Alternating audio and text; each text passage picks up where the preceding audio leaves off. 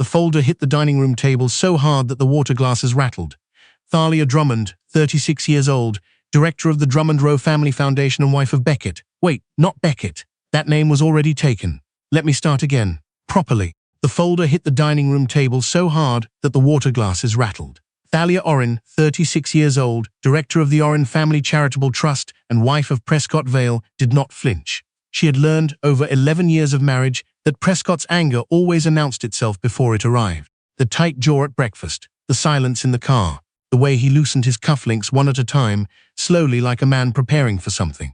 She watched him now from across the mahogany table. Prescott Vale, 41 years old, Chief Operating Officer of Vale Consolidated Holdings, and she kept her hands folded in her lap, and she said nothing.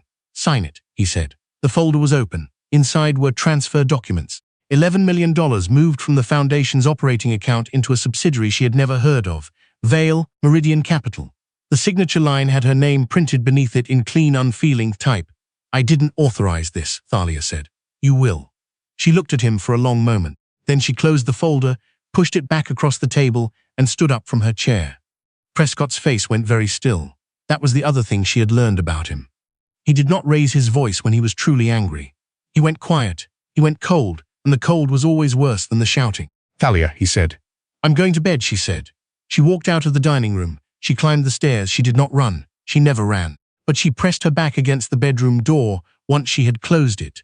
And she stood there in the dark for a long moment, breathing slowly, listening to the sound of Prescott's footsteps crossing the floor below, and she thought about the subsidiary she had never heard of, and the $11 million, and the signature line with her name printed on it so neatly, as though it had already been decided. She thought, something is very wrong. She did not yet know how wrong.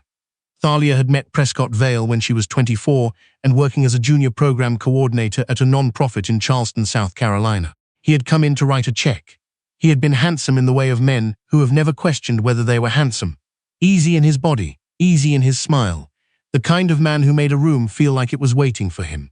He had asked her to dinner that same evening. She had said yes. She had been 24. She had not known what she did not know. They married 2 years later. Thalia left the non-profit to run the Vale family's charitable foundation, a role that suited her genuinely. She was organized. She was careful. She believed in the work. The foundation granted money to early childhood education programs, to rural health clinics, to after-school programs in counties that the state had stopped funding. She built it from a tax vehicle into something that actually functioned. The staff grew from 2 to 11. The annual grant budget grew from $3 million to nearly 18. Prescott had said, at their 10-year anniversary dinner, that he was proud of her. She had believed him. She found out about Sandrine Foss the way wives usually find out about these things. Not through a confession, not through a private investigator, but through a mundane and stupid accident. A name on a restaurant receipt that she recognized from a charity gala. A second glance at a text notification on his phone, left unlocked on the kitchen counter while he showered. A Google search that took 30 seconds and told her everything. Sandrine Foss, 29 years old, Associate Director of Investor Relations at Vale Consolidated Holdings. Prescott's direct report. On paper, the arrangement in practice appeared to have been considerably more horizontal. Thalia did not cry. She thought later that she should have, or that most people would have. But she had sat at the kitchen counter with his phone and looked at those messages for a very long time. And what she had felt was not grief exactly, but something closer to the sensation of a floor dropping away. The understanding that the room you had been standing in was not the room you had thought it was. She put his phone back exactly where she had found it. She went upstairs. She got dressed. She drove to the office. She did not tell him what she knew. Not then.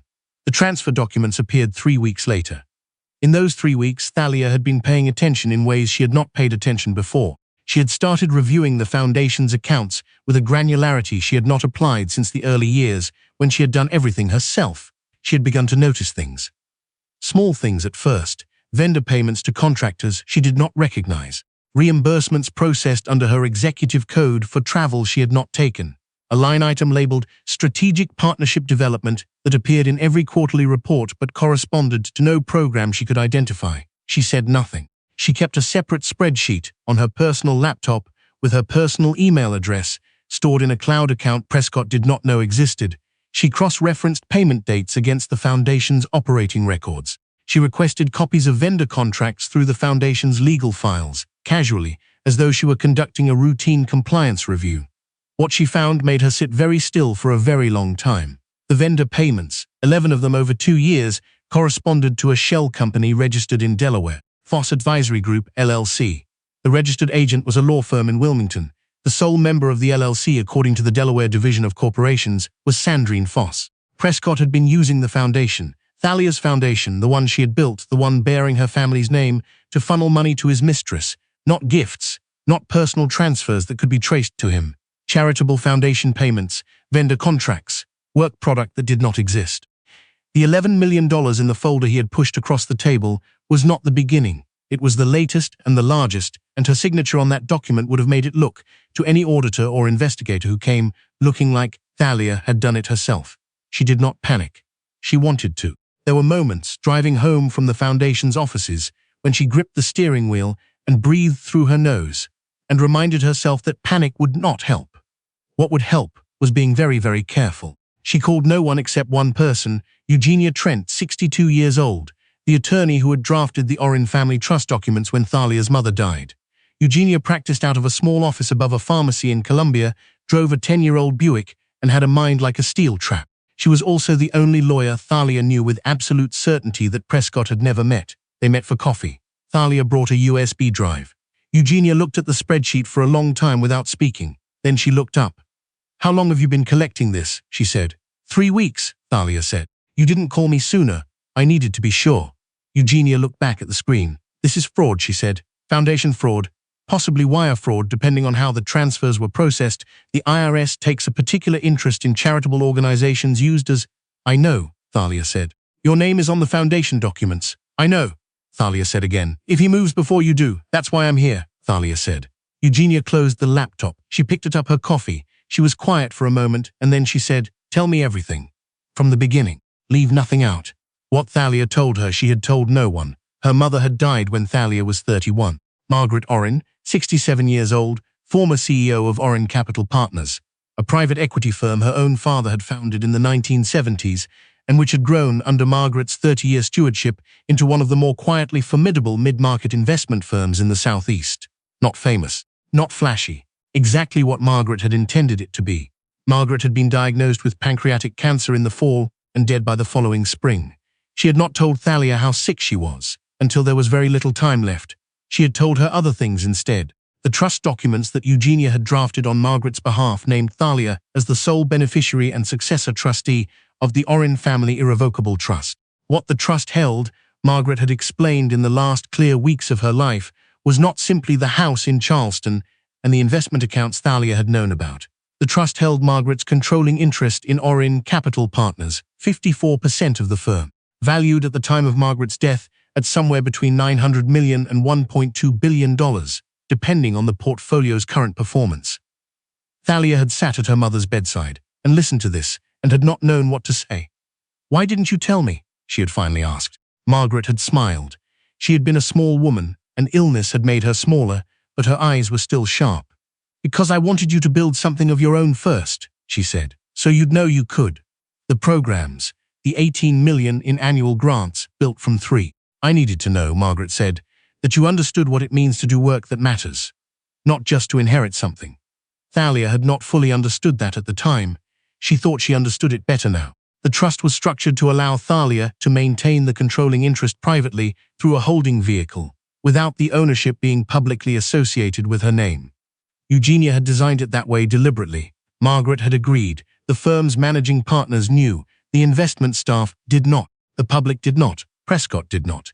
He had married a non-profit director who ran a charitable foundation and drove a sensible car and did not talk about money at parties. He had believed that was what she was. He had been wrong about that from the beginning. "He doesn't know," Eugenia said. "He doesn't know," Thalia confirmed. Eugenia was quiet for a moment. "Does anyone else know? Anyone who might have told him?" "The managing partners at the firm, 2 of them. They've been there since my grandfather's time. They would not have said anything." "You're certain?" "My mother trusted them with the structure for 20 years. Eugenia nodded slowly. "All right," she said. "Here's what we're going to do." The next 6 weeks were the most carefully managed of Thalia's life. She went to work every morning. She attended the foundation's board meetings.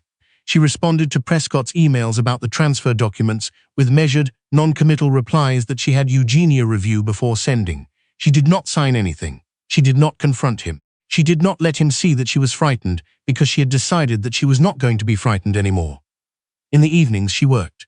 Eugenia had brought in a forensic accountant, Aldous Reeve, 55 years old, a former IRS investigator who now worked exclusively on financial fraud cases. He was dry and precise, and spoke in complete sentences, and did not speculate. He reviewed everything Thalia had compiled and added considerably to it. The Foss Advisory Group payments were the clearest thread, but they were not the only one. Prescott had also, over the course of 4 years, rerouted a portion of the Foundation's unrestricted endowment into a series of investment vehicles that he controlled through Vale Meridian Capital, the subsidiary named in the transfer documents. The returns from those investments had not come back to the Foundation. They had gone through a series of intermediate accounts to a brokerage account in Sandrine Foss's name. It was, Aldous said, without inflection, one of the cleaner frauds he had seen, in the sense that it had been executed with some care.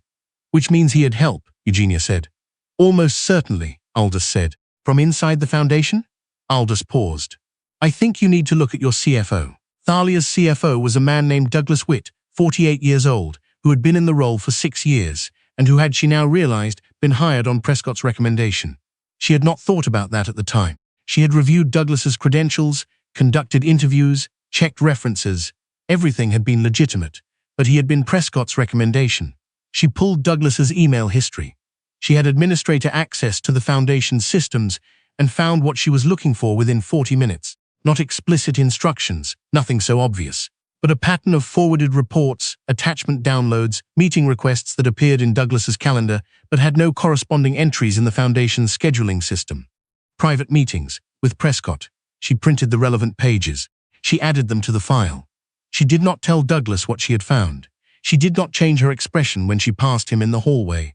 The confrontation came before she was entirely ready for it. These things usually do. Prescott came to her office at the Foundation on a Thursday afternoon in November, which he had never done before.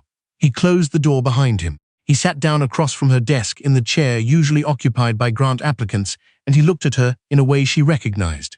The particular flatness of his gaze when he had already decided something and was merely informing her of it. The board is calling a special meeting, he said.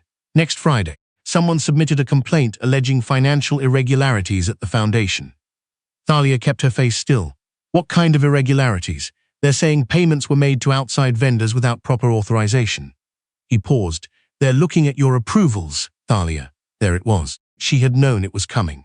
Aldous had told her it was likely that whoever had constructed this would not wait indefinitely for her signature on the transfer documents, and that when she didn't sign, they would move to a contingency. The complaint to the board would put her on the defensive, frame the investigation as something happening to her rather than something she had initiated, and give Prescott and Douglas space to claim they had been trying to flag problems they had observed. It was, she thought, actually quite well planned. Thank you for letting me know, she said. Something shifted in his expression. He had expected more than that. Distress, maybe. Confusion, the performance of innocence. Thalia, I'll be at the board meeting, she said. You don't need to worry about that. He looked at her for a moment longer. Then he stood, straightened his jacket and left. She waited until she heard the elevator close, then she picked up her phone and called Eugenia.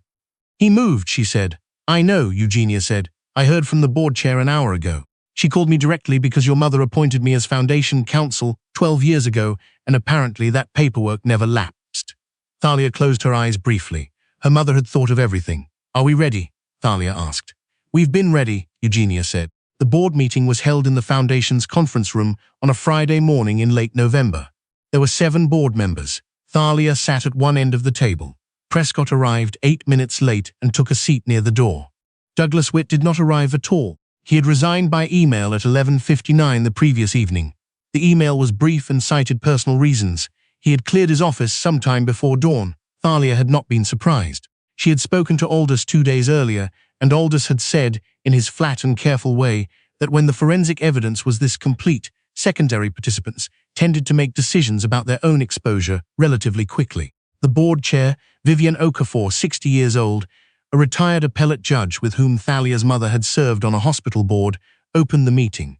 She had reviewed the complaint. She had also, she said, received a supplemental submission from Foundation Counsel the previous day. Prescott looked at Eugenia, who was seated beside Thalia with 2 banker's boxes on the floor next to her chair. What is that? He said.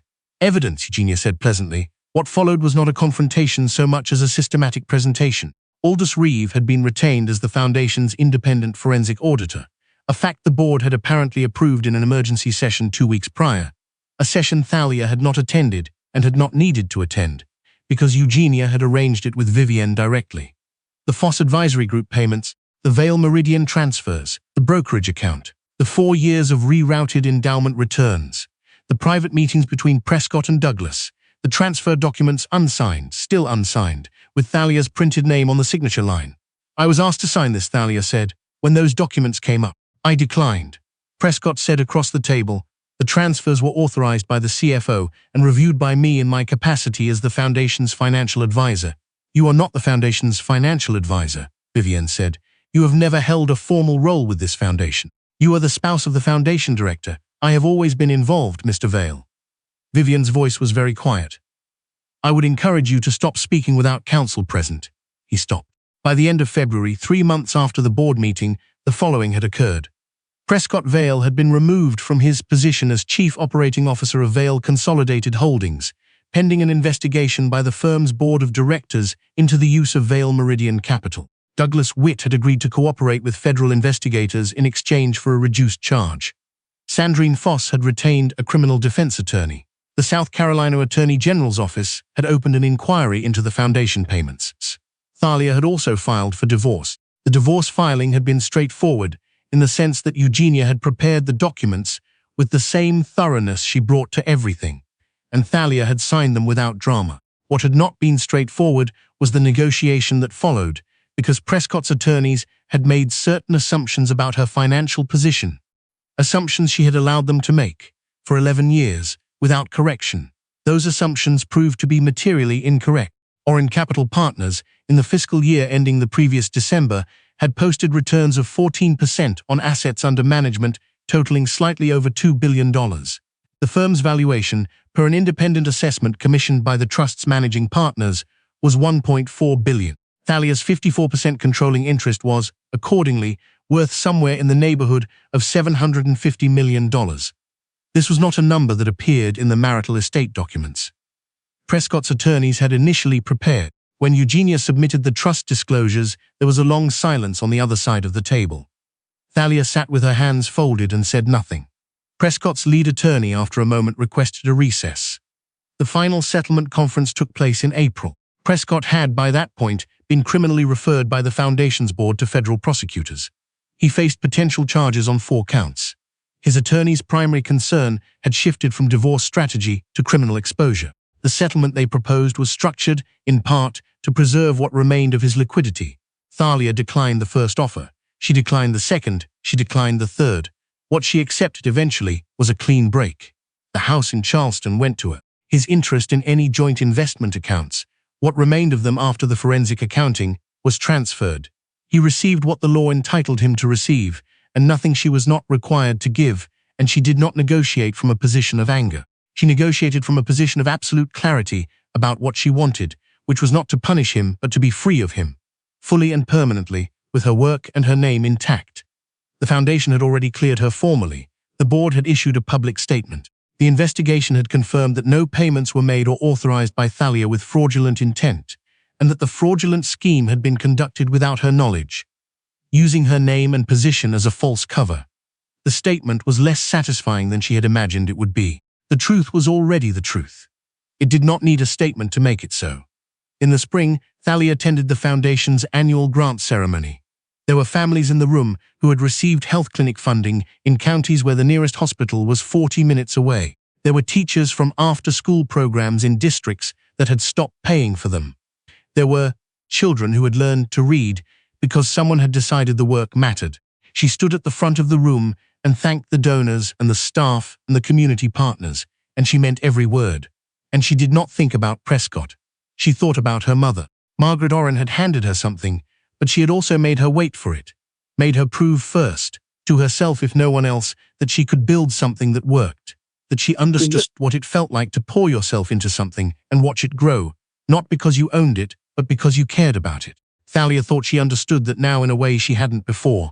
She had not sought revenge. She had not been dramatic about any of it. She had gathered what was real, documented what was true, and let the evidence be what it was. She had not needed to be loud. She had only needed to be precise. Sandrine Foss pleaded guilty that summer to 1 count of conspiracy to commit wire fraud. Douglas Witt received a suspended sentence and 3 years of probation. Prescott Vale's trial was scheduled for the following January. His attorneys were still negotiating. Thalia read about it in the newspaper. She was at her desk at the foundation when she saw the headline, her coffee cooling beside her, the morning's grant review files stacked neatly on the corner of the desk. She finished reading the article. Then she set the paper down and went back to work. That was the point. That had always been the point. Not the drama of it, not the moment of revelation. Those were real, but they were not the thing itself. The thing itself was this: the files, the work, the families who had needed someone to show up and actually do the work, and the fact that she had, for 11 years, simply done it. The power her mother had given her was real, but the person she had become before she knew about it, that was what had gotten her through. She picked up the first grant application in the stack. She opened it. She began to read.